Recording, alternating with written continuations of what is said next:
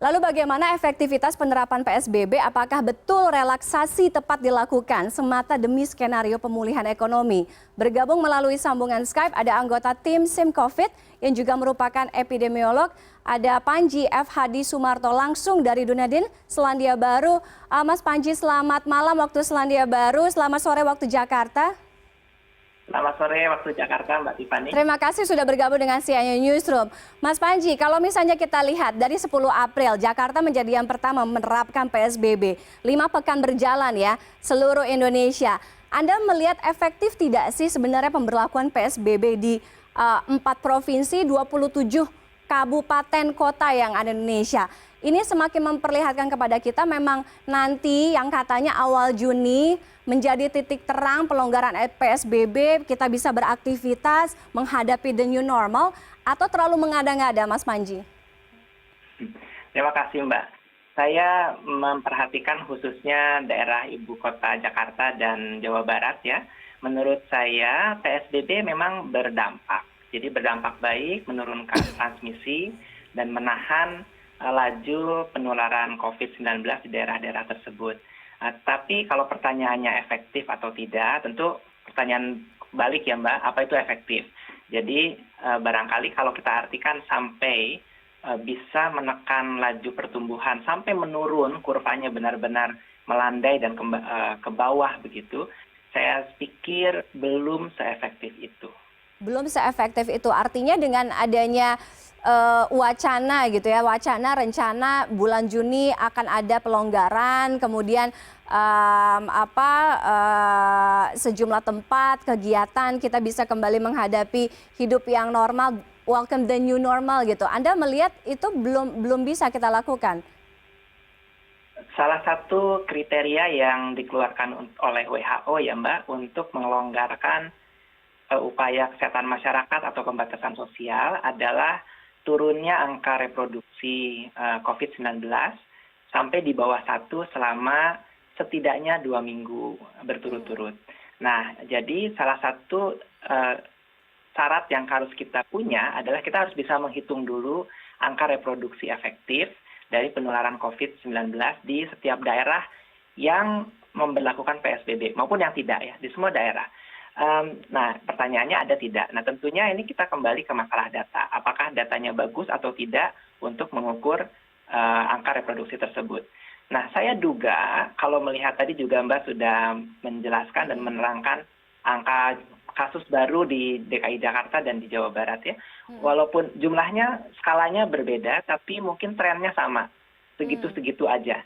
Jadi dari hari ke hari tidak jauh berbeda. Itu kan lebih mirip angka reproduksi yang berkisar di angka 1. Kalau kurang dari 1, kita akan melihat berkurang.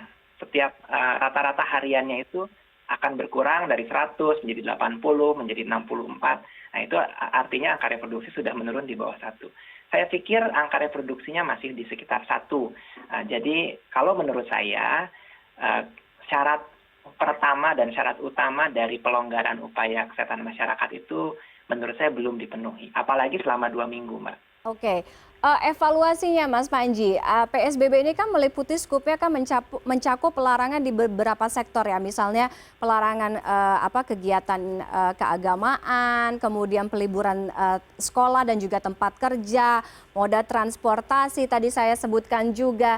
Evaluasinya selama 5 pekan, mulai dari Jakarta kemudian disusul wilayah-wilayah lainnya menerapkan PSBB.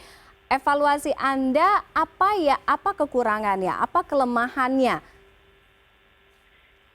Saya pikir itu kelemahannya adalah implementasi ya Mbak Tiffany ya.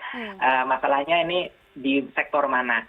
Saya pernah melihat satu survei di Kota Bandung ya, yang menunjukkan bahwa orang-orang yang bagian besar, mungkin sekitar 60%, orang yang tertangkap di checkpoint, mereka meninggalkan tempat dan pergi ke tempat lain itu, tujuannya adalah ke tempat kerja. Jadi dengan alasan takut kehilangan pekerjaan atau takut kehilangan penghasilan. Jadi barangkali saya pikir masih ada bukan hanya orang tapi juga institusi-institusi ya, apakah itu tempat kerja atau yang lainnya, yang tidak sepenuhnya menjalankan PSBB. Tentu saya tidak tahu pasti karena saya tidak punya data survei, dan ini pemerintah sebenarnya yang semestinya melakukan evaluasi dan membuat hasil evaluasi tersebut publik supaya kita bisa menilai di mana harus diperbaiki. Dan kita lihat sendiri kemarin di Jakarta ya, ada kerumunan begitu kan ya di restoran cepat saji, kemudian di bandara. Nah, itu kan sebenarnya pelanggaran PSBB ya, karena PSBB-nya kan masih berlaku. Oke, kalau prediksi Anda, misalnya kita tetap berada di di masa-masa yang seperti sekarang ini, yang masyarakatnya patuh tidak patuh, begitu juga regulasinya agak sedikit membingungkan mana yang harus diikuti, ini kan banyak kan yang ada di sini. Ini sampai kapan kita akan kembali ke masa yang normal? Nah, seperti apa Mas Panji? Ya, tentunya selalu sulit meramalkan masa depan ya Mbak. Tapi saya bisa bilang begini, kalau kondisinya begini terus, saya pikir kondisi psikologis masyarakat tidak akan cukup sabar untuk berlama-lama begini. Jadi kalau begini terus pasti akan jebol PSBB-nya dengan sendirinya. Nggak bisa lama-lama. Orang nggak akan tahan lama, apalagi bagi saudara-saudara kita yang memang mengandalkan upah harian, begitu ya, terancam kehilangan pekerjaan.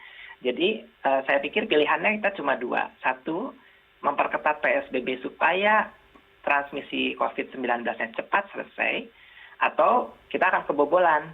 Jadi kalau kebobolan ya nggak akan selesai-selesai. Dan kalau kondisinya begini terus juga sebenarnya ini kan mirip kondisi endemik ya, jadinya ada transmisi terus menerus, tidak banyak tapi ada terus. Jadinya ya akan lama, bisa tahun 2 tahun, mungkin saya tidak tahu ya, tapi bisa lama. Oke, baik, terima kasih Mas Panji.